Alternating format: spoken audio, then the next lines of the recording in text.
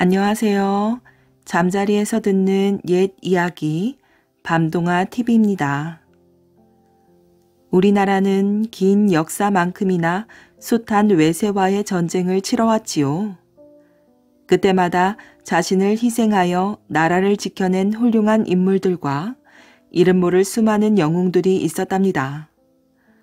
그런데 나라를 지키는 방법에도 여러 가지가 있었다는 것을 아시나요? 전쟁터에 나가 열심히 싸워 큰 공을 세운 사람들이 있는 반면 싸우지 않고 이긴 사람도 있었지요. 오늘 첫 번째 들려드릴 이야기는 바로 고려 성종대의 문신이자 고려 외교가의 대명사로 불리우는 서희 장군에 관한 일화입니다. 말솜씨로 80만 명의 거란군을 물리친 이 이야기를 시작으로 오늘 밤도 재미있는 옛 이야기 들으시며 편안한 시간 보내시길 바랍니다. 말솜씨로 물리친 적. 993년 고려 성종 임금 때의 일이랍니다. 신하들이 성종에게 거란의 침입에 대해 말하고 있었지요. 폐하, 거란이 고려의 북쪽 땅을 위협하고 있습니다. 과거에 거란이 보내온 사신과 낙타를 해한 일이 있었는데 이 때문에 우리 고려를 못마땅하게 생각하고 있습니다. 뿐만 아니라 우리가 송나라와 가깝게 지내는 것에도 불만을 품고 있다 합니다. 더 큰 피해가 있기 전에 미리 북쪽 땅을 떼어주고 항복해야 합니다. 잠자코 있던 서희가 입을 열었어요. 아래옵기 황공하오나 그들이 차지하고 있는 땅은 옛 고구려의 땅으로 오히려 우리가 되찾아야 할 땅입니다. 그럼에도 그들과 싸워보지도 않고 항복을 하는 것은 너무 나약한 행동입니다. 성종은 서희의 단호한 태도에 고개를 끄덕였어요. 폐하께서 허락하신다면 적진에 들어가 그들을 설득해 보겠습니다. 이렇게 서희는 거란이 진을 치고 있는 곳으로 달려가 거란의 대장 소손영과 마주 앉게 되었지요. 소손영의 막사하는 두 사람의 양보 없는 기싸움으로 공기가 얼어붙을 정도였어요. 먼저 입을 연 사람은 소손영이었지요. 고려는 신라의 뒤를 이어 일어난 나라이면서 어찌하여 우리 땅을 야금야금 차지하는 것이오? 엄연히 이 땅은 거란이 발해를 물리치고 차지한 거란의 땅이란 말이오. 소손영이 고려가 차지한 땅을 트집잡자 서희가 반박하였어요. 고려는 고구려의 뒤를 이은 나라요. 그래서 이름도 고려라 하였소. 사실 당신네 나라의 수도인 동경도 원래 고려의 땅이었소. 그러니 물러나야 할 쪽은 우리가 아니라 당신들이요. 서희가 조목조목 따지니 소선영은 헛기침만 뱉었답니다. 대꾸할 말이 없었던 소선영은 화제를 돌렸지요. 그건 됐고 우리와 국경을 맞대고 있으면서 어찌하여 바다 건너 송나라와 가까이 지내는 것이오. 이제라도 우리를 섬긴다면 물러가리다. 서희는 소선영의 이야기를 듣고 슬며시 미소를 지었지요. 거란의 본심은 따로 있었구나.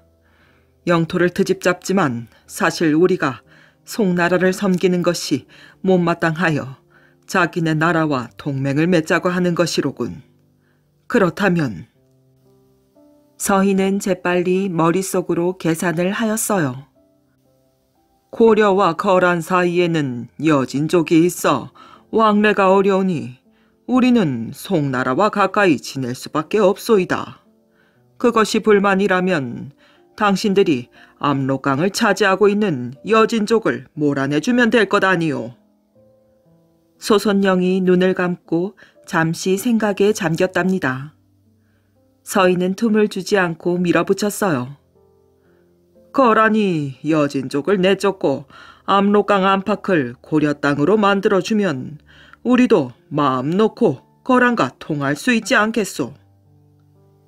소선영은 서희의 제안이 솔깃하였지요. 그렇지 않아도 송나라와 오랫동안 전쟁을 벌이던 참에 고려와도 전쟁을 하려니 부담스러웠기 때문이었어요. 상대적으로 힘이 약한 여진족을 물리쳐주면 고려가 동맹을 맺겠다고 하니 문제가 간단히 해결될 것 같았답니다. 소선영은 박수를 치며 기뻐하였어요. 좋다. 여진족을 몰아내고 압록강 주변 지역을 고려에 주겠다. 밖에 있는 군사들은 당장 군대를 철수시켜라. 소선영은 서희에게 낙타와 말, 양, 비단 등의 선물까지 잔뜩 주어 고려로 돌려보냈어요. 성종은 말 몇 마디로 거란의 군대를 철수시키고 땅까지 되찾아온 서희를 크게 환영하였지요. 그리고 되찾은 압록강 주변의 6곳에 성을 쌓고 군대를 보내 단단히 지키도록 하였답니다.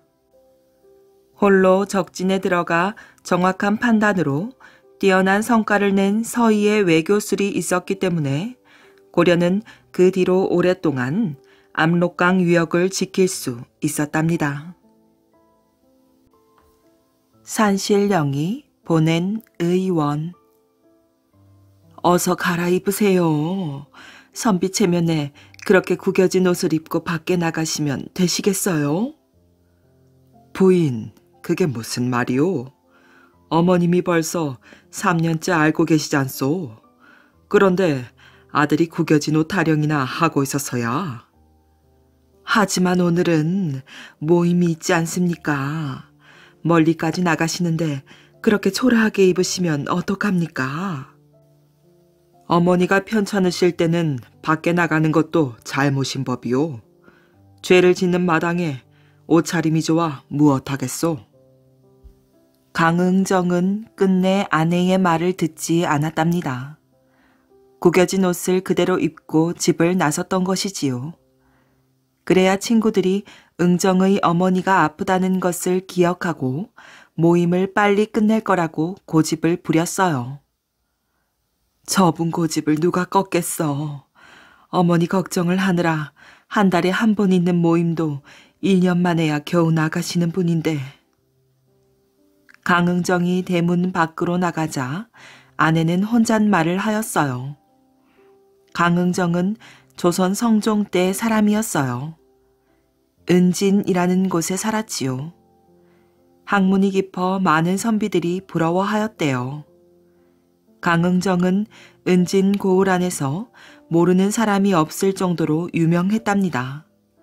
어머니에 대한 효심이 남달랐기 때문이지요. 응정의 어머니는 벌써 3년째 병을 앓고 있었어요. 응정은 어머니가 알아눕자 다른 일들은 모두 팽개쳐버렸지요. 어머니를 돌보기 위해서였어요. 응정은 좋은 약이 있는 곳이라면 100리도 500리도 멀다고 여기지 않았답니다. 어머니, 이 약은 용한 의원이 지어준 것입니다. 좀 드셔보시지요. 너의 정성을 봐서라도 내가 금방 일어나야 될 터인데. 진지를 잘 드셔야 병도 이길 수 있습니다. 입맛이 없더라도 꼭 드셔야 합니다. 하지만 도무지 입맛이 없어서. 그래도 식사를 하셔야 합니다. 약을 드시기 전에 먼저 이 죽을 드십시오. 어멈이 전복으로 죽을 썼답니다. 내가 아프니 온 집안 사람이 고생이구나. 고생이라니요. 죽이 좀 뜨겁습니다. 잠시만 기다리십시오. 응정은 죽을 후후 불어 어머니의 입에 직접 넣어드렸어요. 어머니는 밥을 먹을 때도 다른 사람의 도움이 필요하였지요.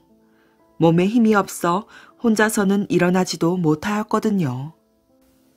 이렇게 몸이 불편한 어머니를 돌보는 일은 언제나 응정의 몫이었어요. 물론 약을 올리는 일도 응정이 하였지요. 어머니를 돌보는 일만은 절대로 다른 사람에게 맡기지 않았답니다. 응정은 항상 병든 어머니 곁에서 잠을 잤어요. 이부자리도 제대로 펴지 않은 채 말이지요. 잘 때는 일부러 옷의 띠를 풀지 않았답니다. 그래야 어머니께서 찾으실 때 금방 일어날 수 있었으니까요. 하지만 어머니의 병은 쉽게 낫지 않았답니다. 응정에겐 조금씩 걱정이 쌓이기 시작하였어요. 저러다가 어머님이 갑자기 덜컥 세상을 뜨시면 어떡할까? 하고요. 누가 금방 나을 수 있는 방법을 가르쳐주면 좋으련만. 그날도 응정은 잠이 드신 어머니를 보며 낮게 한숨을 쉬고 있었지요. 탁, 탁. 바로 그때 무언가가 창문에 부딪혔어요. 누구요? 응정은 방문을 열고 마당을 내다보았답니다. 그런데 이게 웬일일까요? 마당에 흰 연기가 피어오르고 있었어요. 응정아, 나는 산신령이다. 네가 어머니의 병을 걱정하고 있길래 도와주려고 잠시 들렀느니라. 예? 그러면 어머님의 병을 낫게 할 방법이 있다는 말씀이십니까? 내일 점심때 나그네가 한 명 찾아올 것이다. 그 사람은 이름난 의원이니라. 틀림없이 너의 어머니의 병을 고쳐줄 터이니 걱정하지 말거라. 그게 정말입니까? 응정은 너무 기뻐서 산신령의 손을 덥석 잡았답니다. 그런데 도대체 어떻게 된 일일까요? 아무것도 잡히지 않았지요. 응정은 깜짝 놀라 눈을 번쩍 떴어요. 그런데 눈에 들어온 것은 방의 천장이지 뭐예요. 산신령을 만난 건 꿈이었던 것이었답니다. 너무 생생하구나. 꿈이 정말이라면 얼마나 좋을까? 응정은 어서 아침이 되기만을 기다렸어요. 금방이라도 누군가가 대문을 열고 들어올 것만 같았지요. 산신령이 말한 그 의원이 꼭 나타날 것 같았어요. 응정은 새벽부터 일어나 집 안팎을 깨끗이 쓸었답니다. 귀한 손님을 맞을 준비를 한 것이었어요.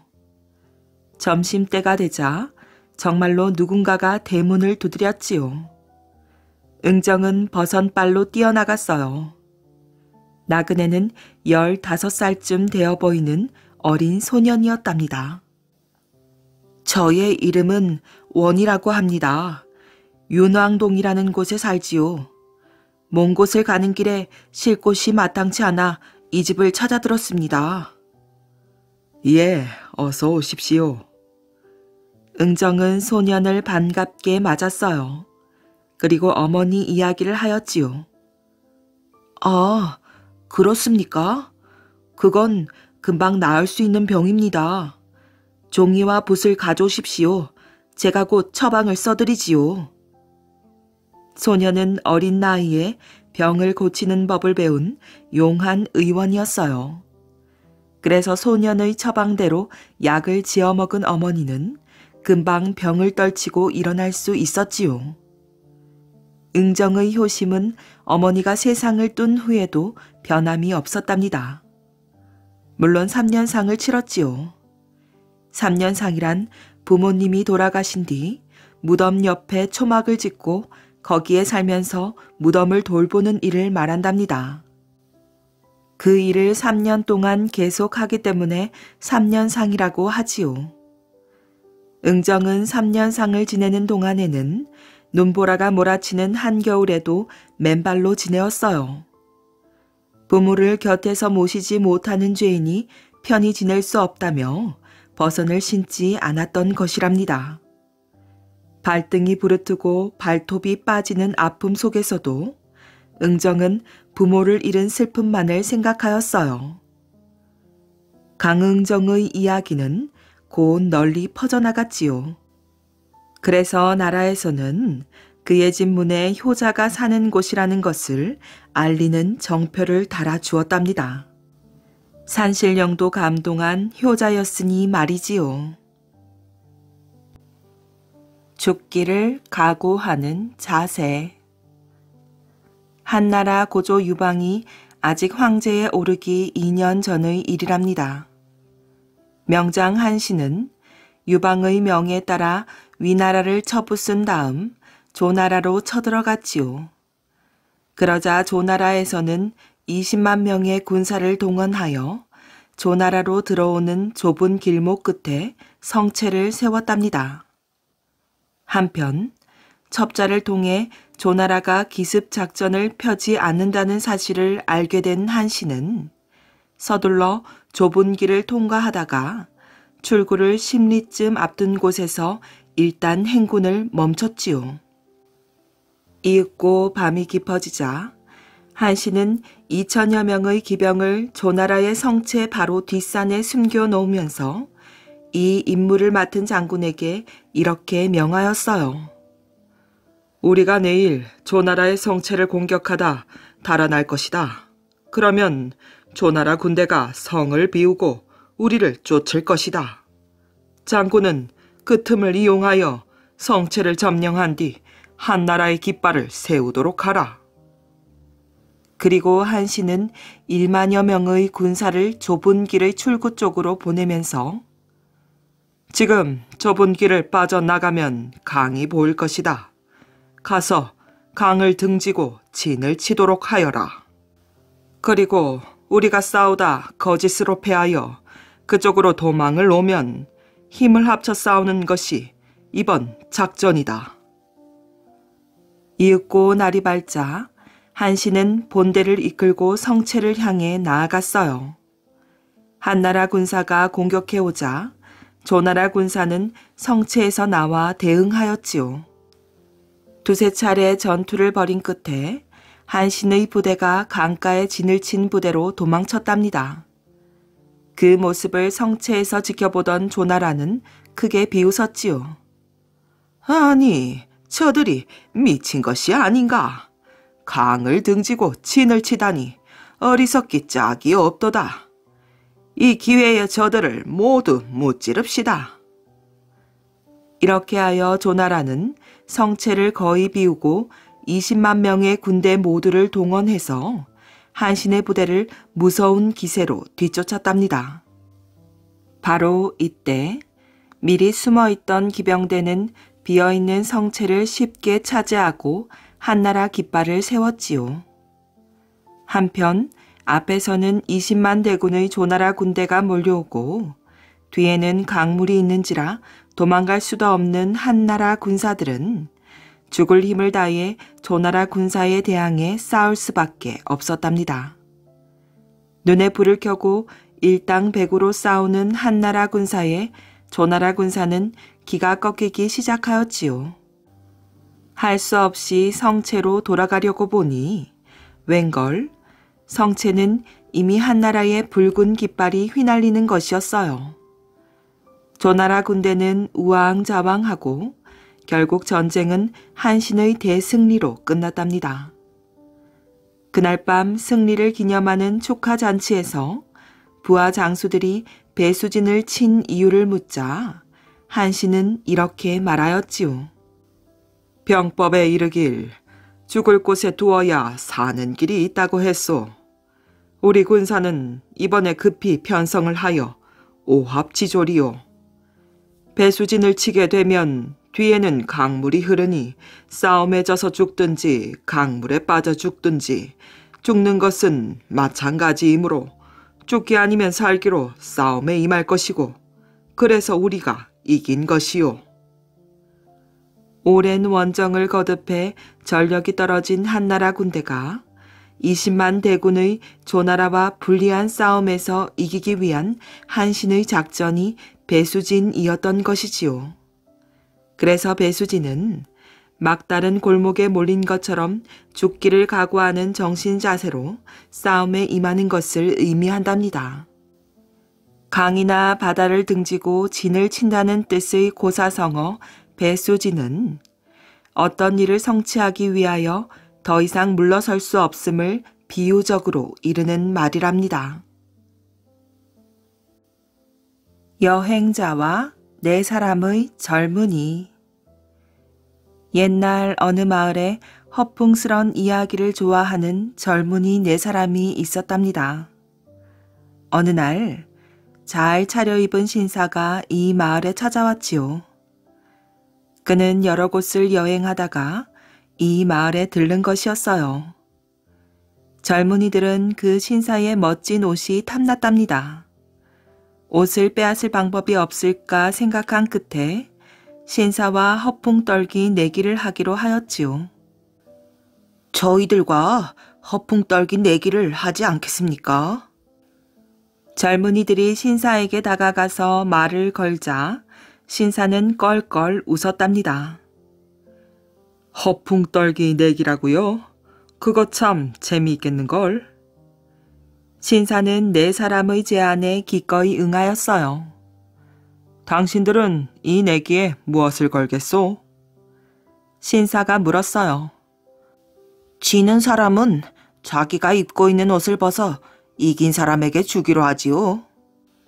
하하하, 그것 또한 재미있군. 신사는 기꺼이 동의하였어요.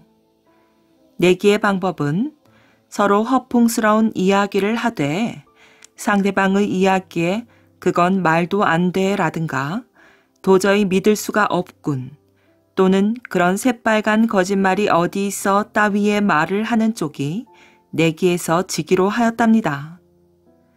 촌장님에게 심판을 봐달라고 하는 게 좋겠습니다. 좋소, 그렇게 합시다. 신사는 젊은이들과 함께 촌장의 집으로 갔지요. 마침내 허풍 떨기 내기가 시작되었어요. 먼저 첫째 젊은이가 이야기를 시작하였답니다. 아직 내가 어머니 뱃속에 있었을 때의 일이랍니다. 집 앞에 큰 대추나무가 한 그루 있었습니다.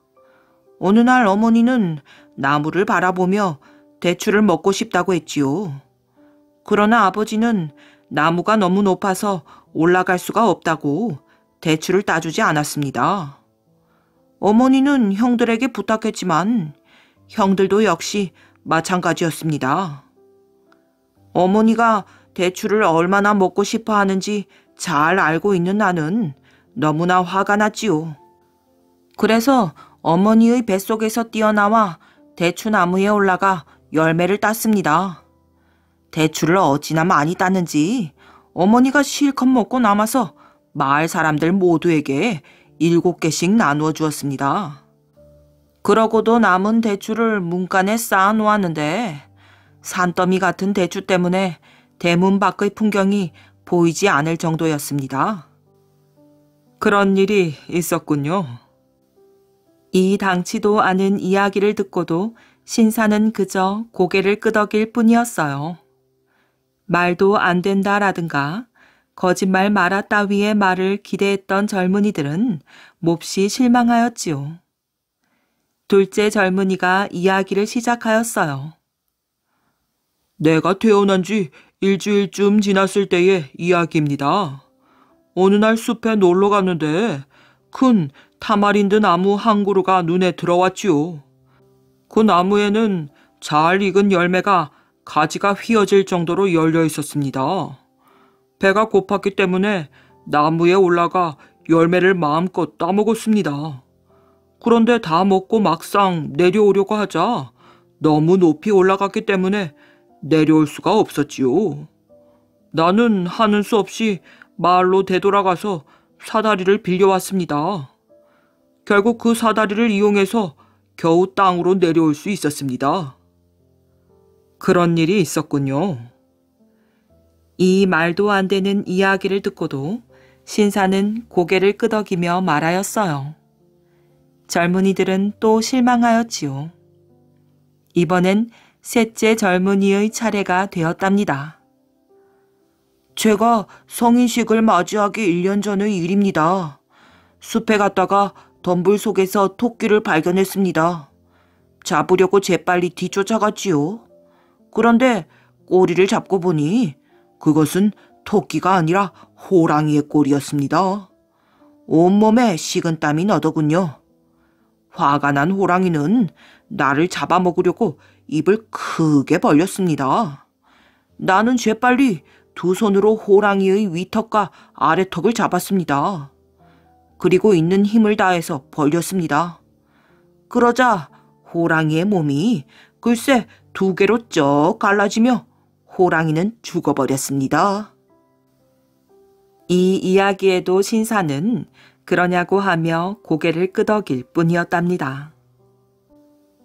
이건 지난해에 낚시하러 갔을 때의 일입니다. 이상하게도 고기가 한 마리도 잡히지를 않았지요. 다른 낚시꾼들에게 물어보았더니 그들도 역시 한 마리도 잡지 못했다고 투덜거리더군요. 이것은 분명히 강물 속에 뭔가 있기 때문일 것이다. 한번 살펴보자 라고 생각한 나는 물속으로 뛰어들었지요. 강은 몹시 깊었습니다. 들어가도 바닥이 보이지를 않는 것이었어요. 결국 사흘 밤낮을 계속 들어가서야 겨우 강바닥에 닿았지요. 그런데 그곳에는 산더미만한 물고기가 누워 있었어요. 그 물고기는 쉬지 않고 작은 고기들을 먹어치우고 있었지요. 그래서 물 위로는 한 마리도 올라올 수가 없었던 것이었어요. 나는 주먹을 휘둘러 그 고기를 때려 눕혔습니다. 어찌나 배가 고프던지 그 고기를 불에 구워서 실컷 먹었지요. 그런 후에 다시 물 위로 올라왔습니다. 그랬군요. 이번에도 신사는 거짓말이다 라거나 믿을 수 없다라는 말은 하지 않고 고개를 끄덕였어요. 드디어 신사가 이야기할 차례가 되었답니다. 나는 엄청나게 넓은 모카밭을 갖고 있습니다. 오래전에 우리 모카밭에는 거대한 모카나무가 자랐지요. 그 나무는 다른 곳과는 달리 윤기 나는 주황색 나무였습니다. 그러나 아무리 기다려도 가지가 나오지 않았습니다. 물론 잎도 피어나지 않았지요. 그런데 몇 년 후에 드디어 가지가 4개 돋아났습니다. 그리고 가지 끝에 열매가 하나씩 열렸지요. 열매를 따서 갈라보니 놀랍게도 그 속에는 난쟁이가 1명씩 들어있었습니다. 나는 그 4사람을 모카밭에서 일하게 하였지요. 그런데 그들은 지독한 게으름뱅이였어요. 일은 하지 않고 게으름만 피우다가 어느 틈엔가 모카밭에서 도망쳐버리고 말았습니다. 나는 그들을 찾아서 이곳저곳 돌아다니기 시작했습니다. 내가 지금 여행을 하고 있는 것은 바로 그 때문이지요. 그런데 말입니다. 신사는 4사람의 젊은이를 찬찬히 훑어본 후에 말을 이었어요. 지금 드디어 그들을 찾았습니다. 바로 당신들이야. 당신들이 예전에 우리 모카밭에서 일하다가 도망친 사람들이란 말이야. 자, 잘 보게. 설마 내 얼굴을 잊어버리지는 않았겠지? 자, 당신들은 나와 함께 우리 모카밭으로 돌아가야겠어. 젊은이들은 금방이라도 거짓말 말아요 라는 말이 튀어나오려는 것을 간신히 참았어요. 그러고는 말문이 막힌 채 서로의 얼굴만 바라보았지요. 그 이야기는 거짓말이다 라고 하면 내기에 지게 되는 것이었어요. 그렇다고 가만히 있으면 사실을 인정하는 것이 되고 말 테니 이럴 수도 저럴 수도 없었지요. 왜 말을 안 하는 것이냐? 이 신사의 말이 사실인가? 촌장의 물음에 4사람은 고개를 숙인 채 끝내 입을 다물고 있을 수밖에 없었답니다. 그러면 심판을 하겠네. 자네들 네 사람은 이 신사 양반에게 졌네. 촌장이 공정하게 판결을 내리자 신사가 말하였어요. 자, 그럼 약속대로 입고 있는 옷을 벗어 내게 주시오. 네 사람은 신사의 말대로 하는 수밖에 없었어요. 내기에서 이긴 신사는 네 젊은이의 옷을 둘둘 말아서 어깨에 걸치고 마을을 떠났답니다. 조선 국수 서천령. 옛날 조선시대에 서천령이라는 사람이 살고 있었답니다. 그는 바둑을 무척 잘 두어 조선 제일의 국수라 불렸지요. 많은 고수들이 그를 이겨보려 안간힘을 썼지만 그의 오묘한 수법은 세상에 대적할 자가 없었답니다. 어느 날 한양으로 나라를 지키러 가는 늙은 군사가 말 한 피를 이끌고 서천령을 찾아왔어요. 공자께서 바둑을 잘 두신다고 들었습니다. 시험 삼아 겨루어서 제가 이기지 못하면 이 말을 드리지요. 서천령이 보아하니 군사가 데리고 온 말은 꽤 영리하게 생긴 데다 날쌔게 잘 달릴 것 같았어요.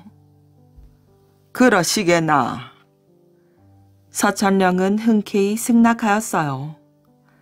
두 사람은 세 판의 바둑을 두었답니다. 결과는 세 판을 내리 이긴 서천령의 승리였지요. 내기에서 진 늙은 군사는 약속대로 그 말을 주고 떠나며 말하였어요.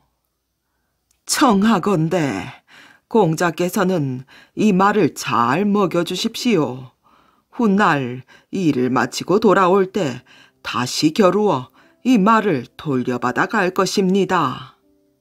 하하하, 좋도록 하게나. 군사의 패기 넘치는 말에 서천령은 웃으며 대답하였지요. 서천령은 새로 얻은 말이 무척 마음에 들었어요. 그래서 자신이 키우던 다른 말보다 2배나 잘 먹이며 정성으로 길렀답니다. 덕분에 말은 포동포동 살이 쪘어요. 몇 달 후 늙은 군사가 다시 찾아와 바둑 두기를 청하였어요. 서천령과 군사는 바둑판에 마주 앉아 대국을 시작하였지요. 그런데 이게 웬일인가요? 이번에는 세 판을 두어 3번 모두 서천령이 지고 말았답니다. 어안이 벙벙해진 서천령을 향해 그 군사는 유유히 말을 끌고 가며 이렇게 말하는 것이었어요. 소인이 이 말을 몹시 아끼고 사랑하나 한양으로 나라를 지키러 가는 군사가 객지에서 잘 먹이기가 어렵다고 생각하여 공자 댁에 잠시 맡겼습니다. 그동안 공자께서 잘 길러주셔서 병들고 피로한 말이 포동포동 살찌고 자르르 윤기 있게 되었으니 무엇라 감사해야 할지 모르겠습니다. 서천령은 분한 마음을 삭히며 고개를 절레절레 흔들었어요. 하지만 한편으로는 자신을 이길 만한 실력을 가진 사람이 있다니 무척 신기하게 여겨졌지요. 며칠 후 서천령은 그 군사가 살고 있는 고을에 사람을 시켜 소식을 전하였답니다. 그런데 기이하게도 그 고을 사람들은 그가 바둑에 신묘한 줄 전혀 알지 못하였어요. 허허, 어찌 그토록 뛰어난 기회를 지녔으면서도 세상을 피해 이름을 감추고 산단 말인가? 서천령은 자신이 조선 제일의 국수라 여겼건만 세상에는 숨어있는 뛰어난 고수가 많다는 진리를 새삼 깨닫게 되었답니다. 하늘의 복. 조선시대 때 지공이라는 사람이 살았답니다. 유난히 추웠던 어느 날 새로 지은 옷을 입고 서당에 다녀오는데 한 아이가 길에 앉아 떨고 있는 것을 보았지요. 얘야, 왜 이렇게 추운 날 그렇게 얇은 옷을 입고 여기 앉아 있느냐? 하고 물었답니다. 그러자 그 아이는 우리 동네에 전염병이 돌아 동네 사람들은 물론 저희 부모님까지도 모두 돌아가셨습니다. 하며 서럽게 우는 것이었어요. 지공은 아이에게 새 옷을 벗어 입혀주고는 자기의 집으로 데리고 왔지요. 가족이 없는 가엾은 아이라 틈틈이 글도 가르치고 집안일도 거들게 하였어요. 그런데 그 아이는 크면서 매우 청명할 뿐더러 충성심이 강하여 집안에 많은 도움이 되었답니다. 모든 일에 성실할 뿐만 아니라 한번 맡긴 일은 빈틈없이 잘 해내 큰 일꾼 못지않은 몫을 하였어요. 그렇게 몇 해가 지난 어느 해인가 나라에 전쟁이 일어났답니다. 사람들은 서둘러 피난을 가기 시작하였고 지공의 가족들도 역시 난을 피하기 위해 나루터로 나갔답니다. 그러나 나룻배는 한 척뿐인데 건널 사람은 너무도 많아 배를 타기가 힘들었지요. 그때 지공이 길러준 아이가 말하였어요. 주인어른, 저를 따라오십시오. 제가 얕은 곳을 알고 있습니다. 하고 지공의 가족들을 안내하여 강의 하구 쪽으로 데리고 갔답니다.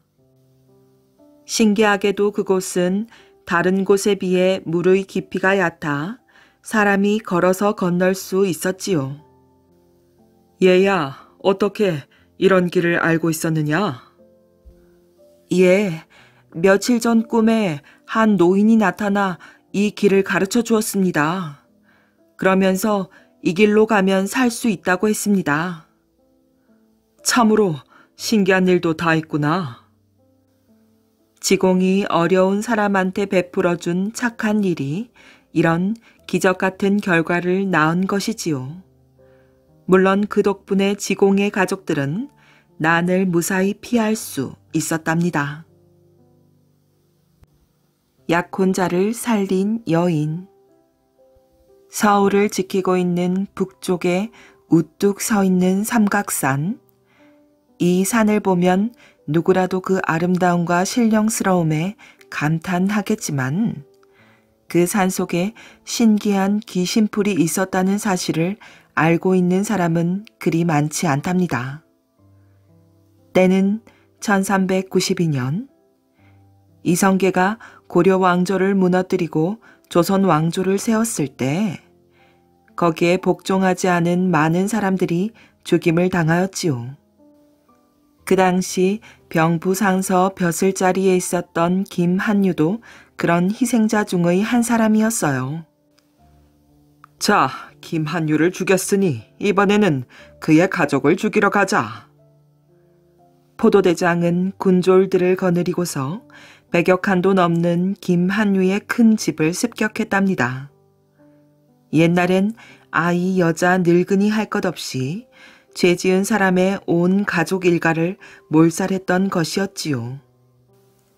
집에다 불을 지르고 닥치는 대로 그 집안 식구들을 다 때려 죽인 뒤에 부녀들이 거처하는 내실을 열어젖힌 순간 김한유의 부인과 딸은 막 칼을 뽑아 자결을 하려던 찰나였어요.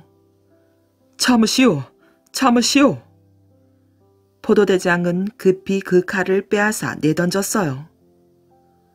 죽어 없어지기에는 얼굴들이 너무도 아름답군. 살아서 뒷날을 바라보는 것이 좋을 것이오. 모녀의 인물이 너무도 아름다웠기 때문에 포도대장은 차마 죽이는 게 아까웠던 것이었지요.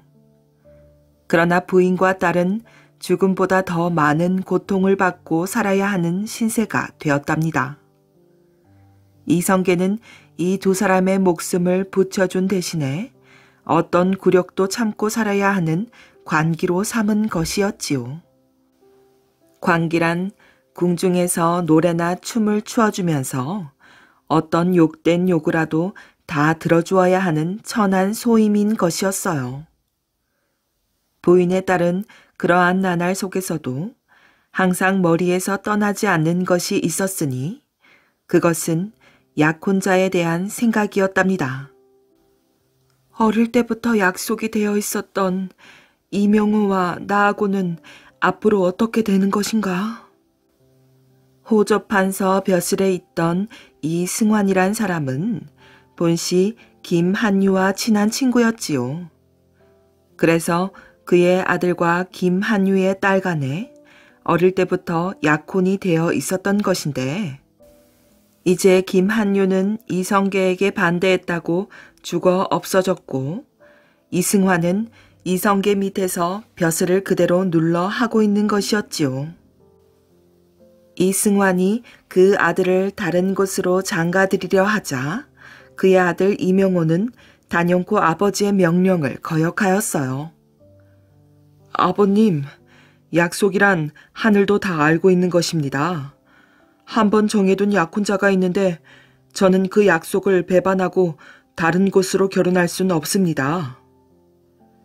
그 말에 이승환은 주먹으로 땅바닥을 치면서 노발대발하였어요. 이 놈이 정신이 있는 놈인가 없는 놈인가?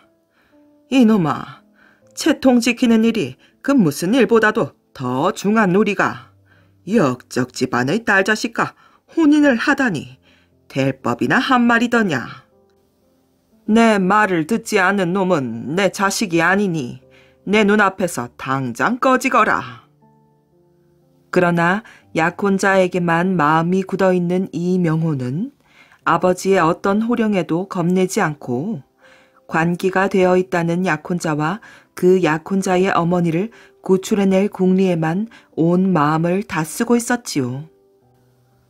어떻게 하면 저 가련한 두 모녀를 관기에서 빼낼 수 있으며 또 그녀와 짝을 이루어 이 세상을 살아갈 수 있을까? 그러고 있는 동안 약혼자였던 그 딸은 한 지위 높은 벼슬아치에게 몸을 바쳐야 하는 아찔한 순간이 왔답니다. 어느 큰 연회가 있던 날 밤, 딸은 황종석이라는 장군의 처소로 끌려가게 되었던 것이지요.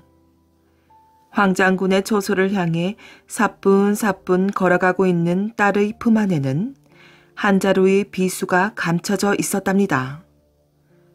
마음에 없는 사나이에게 재물이 되기보다는 약혼자에 대한 마음의 진실을 위해서도 자기의 몸을 깨끗하게 지키겠다는 결심에서였지요.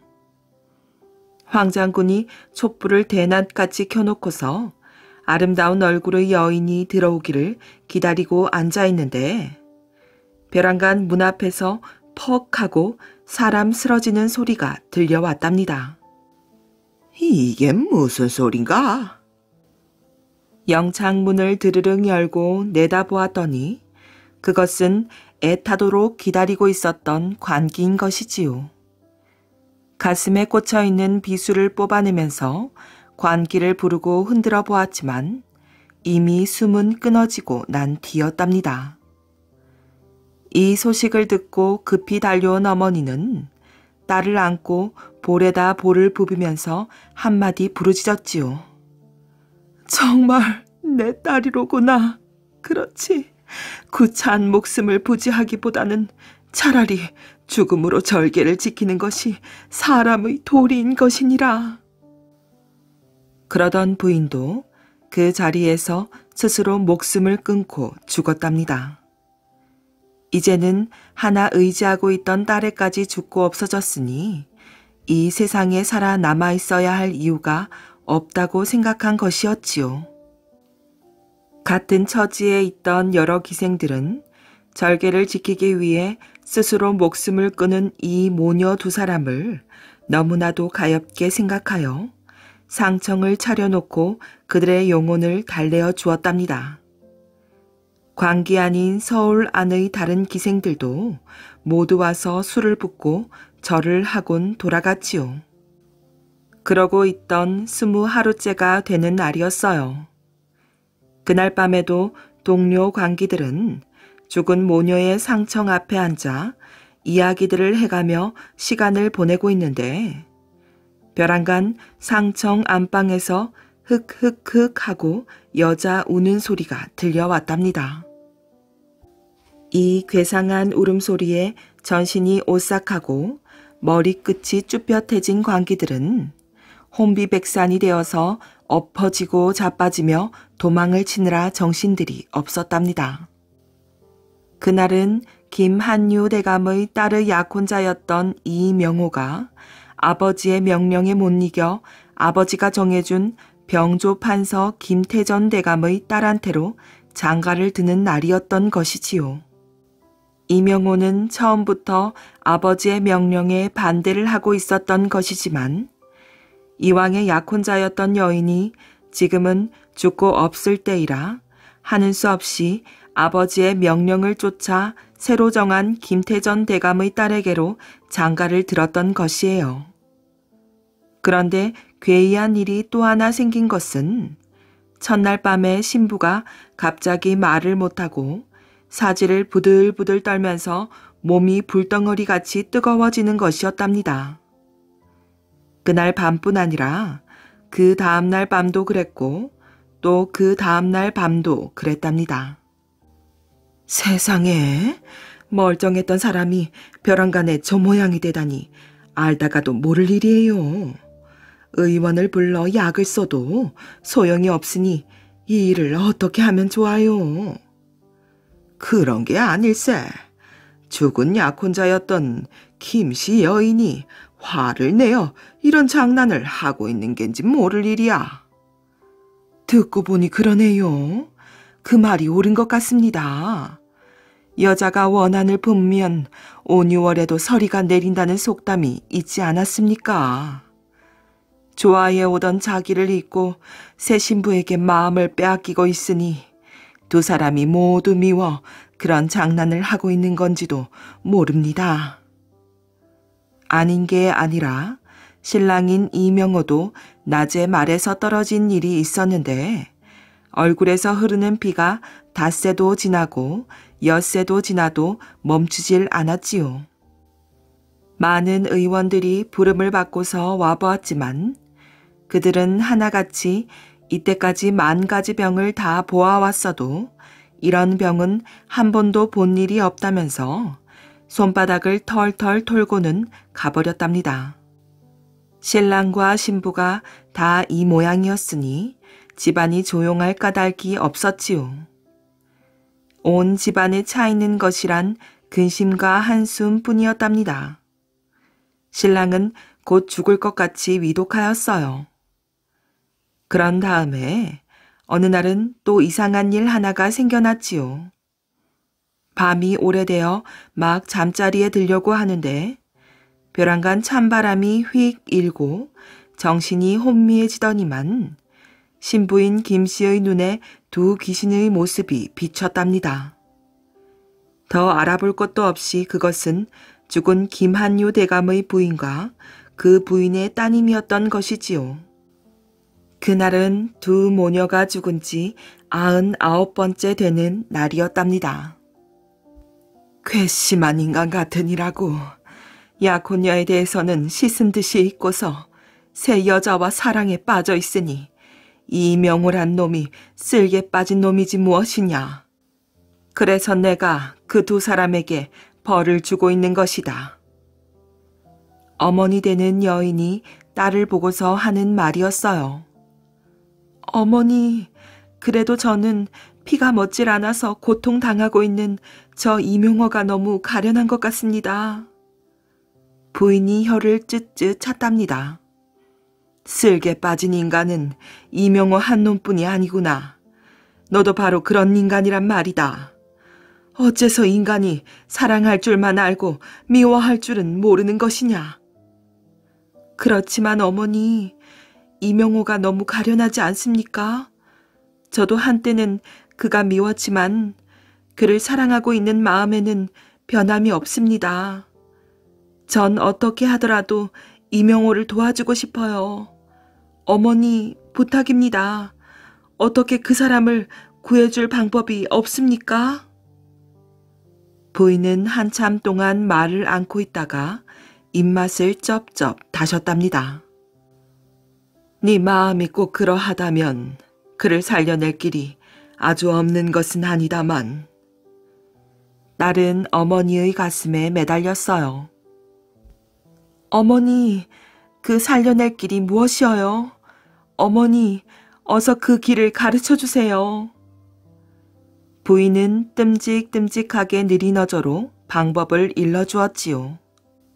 삼각산 꼭대기에 가면 500년 묵은 늙은 소나무가 있는데 그 소나무에서 500보쯤 왼쪽으로 가면 커다란 바위가 있고 그 밑에 조그만 늑대굴 하나가 있을 것이다.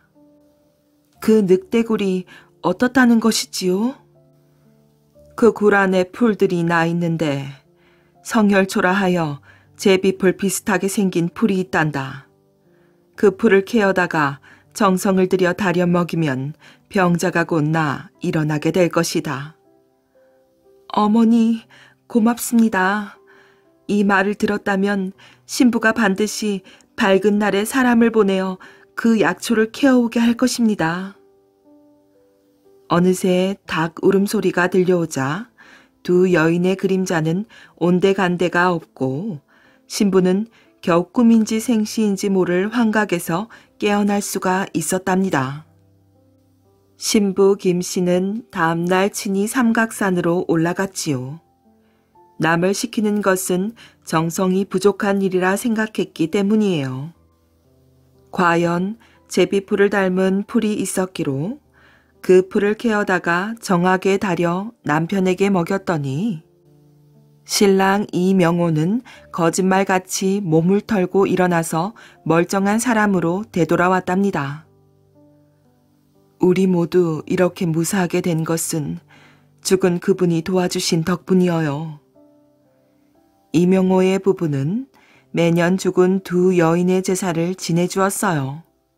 그리고 이 이야기를 전해들은 세상 사람들은 그 약초 이름을 귀신풀이라고 불렀답니다. 귀신도 놀란 구두쇠. 어떤 구두쇠 집에 털을 잡고 사는 귀신이 굶어 죽을 지경에 이르렀어요. 다른 귀신 친구들은 초하루와 보름은 막걸리에 북어포라도 얻어먹을 수가 있었지요.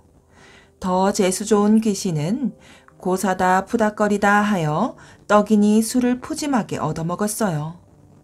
그런데 이 복없는 귀신이 와 있는 이 집은 주인이 어떻게나 구두센지 떡과 술은커녕 끼니도 제대로 얻어먹기가 어려웠답니다. 이렇게 하다간 얼마 안 가서 굶어 죽게 될 것이라고 귀신은 생각했지요. 그래서 귀신은 한 가지 꾀를 생각해냈어요. 어느 날 귀신은 그 집에 있는 개를 지붕 위에 올려놓았어요. 옛날부터 개가 지붕 위에 올라가면 집안이 망한다고 하여 개를 때려 잡는다는 것을 알고 있었기 때문이었지요. 개를 잡는 날에는 국물이라도 한 그릇 돌아오게 될지 모른다고 생각했어요. 마침 밖에 볼일을 보고 돌아오던 구두쇠는 지붕 위에 있는 개를 보고는 참 영특한 짐승이로구나 하고 말하더니 집 앞을 오가는 사람들을 잡고는 우리 개를 좀 보십시오. 멀리서 오는 도둑까지 지키느라고 저렇게 높은 지붕 위에까지 올라가 있으니 얼마나 착합니까? 구두쇠는 이렇게 떠들어댔어요. 귀신의 생각은 완전히 빗나가고 말았지요. 그렇다고 해서 귀신은 물러설 수가 없었어요. 어떤 일이 있어도 굶어 죽을 수는 없었기 때문이었지요. 귀신은 다시 외양간에 묶여있는 소를 벌렁 눕게 하여 네 다리를 천장 쪽으로 치켜 들고 있게 해두었답니다. 귀신의 생각으로는 소를 이렇게 해두면 병든 소라고 생각한 구두쇠가 잡아먹을 것이라고 생각했기 때문이지요. 그런데 이게 어찌된 일일까요? 구두쇠는 이 소를 보더니 허허허, 우리 집 소는 참으로 똑똑하기도 하지. 외양간 바닥이 질척거리니까 발랑 누워서 내 다리를 말리고 있어. 하고 말하는 것이었어요. 귀신은 그만 두 손을 번쩍 들고 말았지요. 귀신은 이렇게 하다간 굶어 죽을 날도 며칠 남지 않았다고 생각했어요. 이제 더 좋은 생각도 떠오르지 않았지요. 할 수 없이 귀신은 줄인 배를 움켜쥐고 귀신의 우두머리를 찾아가게 되었어요. 귀신은 우두머리 귀신에게 구두쇠에 대해서 낱낱이 일러바쳤답니다. 귀신의 이야기를 듣고 있던 우두머리 귀신이 말했어요. 좋은 수가 있으니 걱정 말거라. 좋은 수라니요? 우두머리 귀신은 가죽으로 된 머리태 하나와 쐐기, 망치를 내주었어요. 자, 이것을 가지고 그 구두쇠에게 씌우고 돌아가며 쐐기를 박아라. 머리가 아프면 구두쇠도 별 수 없이 죽이라도 쑤어서 뿌리며 빌 테니까 말이야. 고맙습니다. 그럼 가서 곧 그대로 하겠습니다. 이렇게 해서 귀신은 그 물건들을 가지고 구두쇠 집으로 돌아왔어요. 마침 구두쇠는 낮잠을 자고 있었지요. 이놈, 이번에는 진짜 맛을 보여주겠다. 귀신은 이렇게 마음속으로 다짐하고는 일을 시작했어요. 먼저 머리태를 구두쇠의 머리에다가 씌웠지요.